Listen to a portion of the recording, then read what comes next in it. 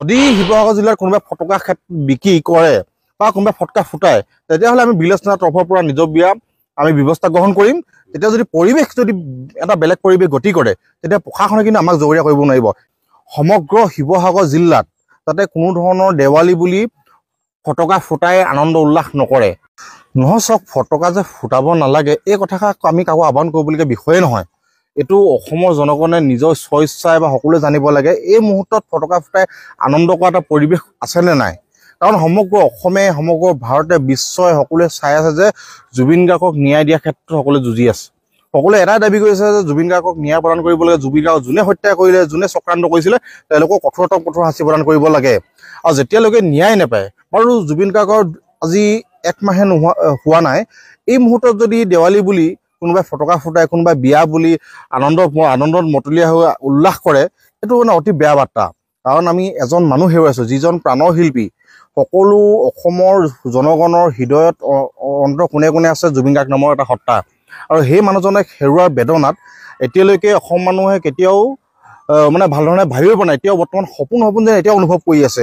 তেওঁ ৰৈ ৰৈ বিনালে গাত যেতিয়া গীতটি দুদিনমানৰ আগত তেওঁলোকে প্ৰকাশ কৰিছিলে, তেতিয়া সমগ্ৰ অসমবাসী ৰাইজে জুবিন গাৰ্গ যেন জীয়াই আছে, যেন জুবিন গাৰ্গ আমাৰ মাজত আছে, তেনেকুৱা এটা অনুভৱ কৰিছিলে। আমি বিলাসৰ তৰফৰ পৰা স্পষ্ট ভাষাৰে জনাইছোঁ, সমগ্ৰ শিৱসাগৰ জিলাত যাতে কোনো ধৰণৰ দেৱালী বুলি ফটকা ফুটাই আনন্দ উল্লাস নকৰে, তাৰ কাৰণে সকলোকে আহ্বান জনাইছোঁ। আমি প্ৰশাসনকো আমি দাবী জনাইছোঁ যে আপোনালোকে এই ক্ষেত্ৰত কঠোৰ হওক। জুবিন গাৰ্গ আজি ঢুকুৱা বেছি দিন হোৱা নাই। আপোনালোকে প্ৰশাসনে যদি এতিয়াই নাকি নলগায় ব্যৱসায়ীসকলক, তেওঁলোকে লাভালাভ বিভিন্ন সময়ত কৰি আছে। আজি 18 বছৰে তেওঁলোকে দেৱালী হওক, পূজা হওক, বিভিন্ন ধৰণৰ অনুষ্ঠান প্ৰতিষ্ঠানৰ ফটকা বিকি তেওঁলোকে লাখ লাখ টকা ইনকাম কৰিলে।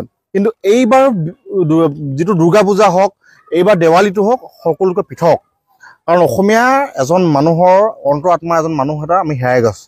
সেইকাৰণে আমি কঠোৰ ভাষাৰে আমি আহ্বান কৰিছোঁ আৰু দাবী জনাইছোঁ, যদি শিৱসাগৰ জিলাৰ কোনোবাই ফটকা বিক্ৰী কৰে বা কোনোবাই ফটকা ফুটায় তেতিয়াহ'লে আমি বিলেজ থানাৰ তৰফৰ পৰা নিজাববীয়া আমি ব্যৱস্থা গ্ৰহণ কৰিম। তেতিয়া যদি পৰিৱেশ যদি এটা বেলেগ পৰিৱেশ গতি কৰে তেতিয়া প্ৰশাসনে কিন্তু আমাক জগৰীয়া কৰিব নোৱাৰিব। সেইকাৰণে সকলোকে আহ্বান কৰিছোঁ, ব্যৱসায়ীসকলক বিশেষকৈ আহ্বান কৰিছোঁ, আপোনালোকে ফটকা একদম বিকা বন্ধ কৰক। তাৰ পৰিৱৰ্তে প্ৰত্যেকৰ ঘৰে ঘৰে জুবিন গাৰ্গক শ্ৰদ্ধাঞ্জলি জনাই আত্মা সদগতি কামনাৰ্থে একোখনকৈ বন্তি প্ৰদান কৰিবৰ কাৰণে মই সকলোকে আহ্বান জনাইছোঁ। যদি শিৱসাগৰ জিলাৰ কোনোবাই ফটকা বিক্ৰী কৰে বা কোনোবাই ফটকা ফুটায় তেতিয়াহ'লে আমি বিলেজ থানাৰ তৰফৰ পৰা নিজাববীয়া আমি ব্যৱস্থা গ্ৰহণ কৰিম। তেতিয়া যদি পৰিৱেশ যদি এটা বেলেগ পৰিৱেশ গতি কৰে তেতিয়া প্ৰশাসনে কিন্তু আমাক জগৰীয়া কৰিব নোৱাৰিব। সমগ্ৰ শিৱসাগৰ জিলাত যাতে কোনো ধৰণৰ দেৱালী বুলি ফটকা ফুটাই আনন্দ উল্লাস নকৰে।